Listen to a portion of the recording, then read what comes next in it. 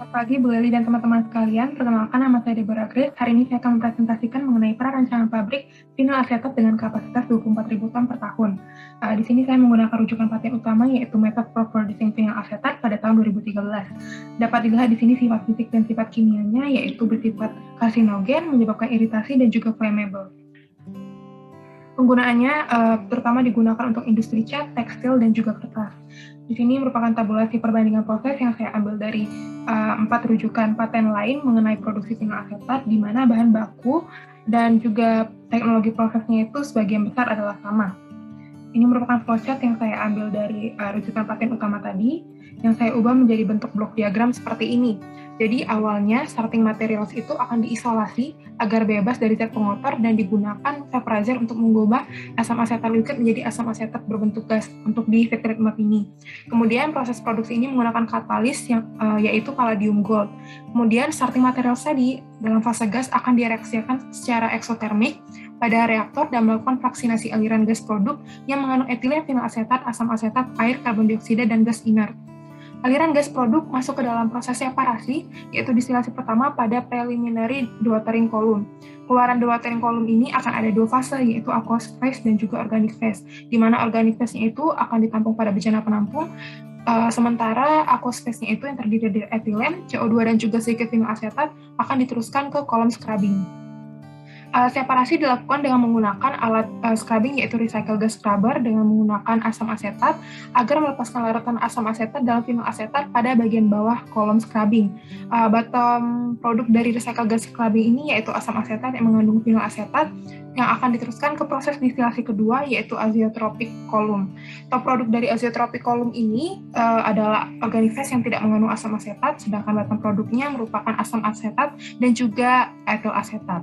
Keluaran preliminary dewatering column dan juga azeotropik itu akan diteruskan ke bejana penampung untuk menampung vinyl asetat, asetaldehida, dan juga air.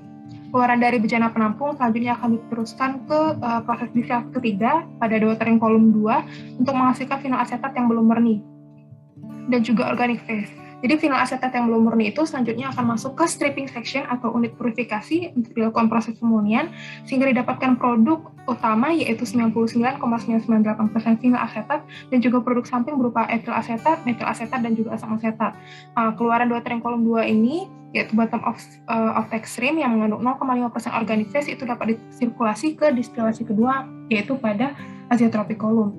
Nah, ini adalah data kapasitas pabrik vinyl asetat di berbagai lokasi dunia. Ini merupakan data kapasitas pabrik yang menggunakan vinyl asetat sebagai bahan baku di Indonesia. Kemudian ini data volume ekspor yang saya dapatkan dari bps.go.id yang saya regresikan sehingga didapatkan persamaan Y itu. Tapi karena persamaan regresi ini tidak valid untuk tahun X lebih dari 7, digunakan pendekatan lain yaitu pertumbuhan rata-rata per tahun. Sehingga menurut perhitungan Excel, didapatkanlah hasil proyeksi untuk 10 tahun ke depan seperti pada layar. Kemudian hal yang sama juga dilakukan untuk volume impornya, didapatkan persamaan melalui regresi. Kemudian pendekatan pertumbuhan rata-rata per tahun, didapatkanlah hasil proyeksi untuk 10 tahun ke depan seperti yang tertera pada layar. Kemudian untuk tahun 2031, produksi yang telah ada, kemudian dicari supply-nya, yaitu impor tambah produksi, didapatkanlah 92 ribuan ton per tahun. Kemudian untuk data konsumsi kita proyeksikan seperti ini di Excel, didapatkanlah proyeksi untuk 10 tahun ke depan untuk konsumsi vinyl asetat didapatkan sebesar 90 ribuan.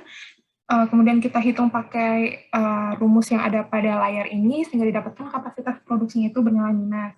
Nah, karena bernilai minus tadi, dengan mempertimbangkan ketersediaan bahan baku, kebutuhan akan vinyl asetat, market size vinyl asetat yang ada di dunia, dipilihlah kapasitas yaitu 70% dari konsumsi yang tadi sudah kita proyeksikan, sehingga didapatkan kapasitas pabrik vinyl asetat ini 24.000 ton per tahun.